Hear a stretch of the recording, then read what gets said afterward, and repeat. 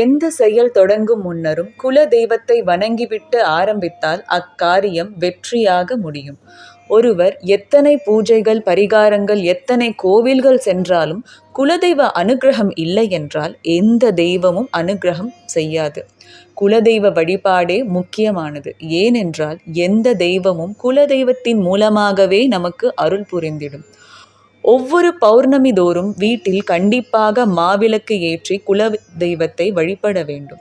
மாவிளக்கில் பசுனை இட்டு இரட்டை தீபம் போடுவது நல்ல பலன்களை பெற்றுத்தரும்.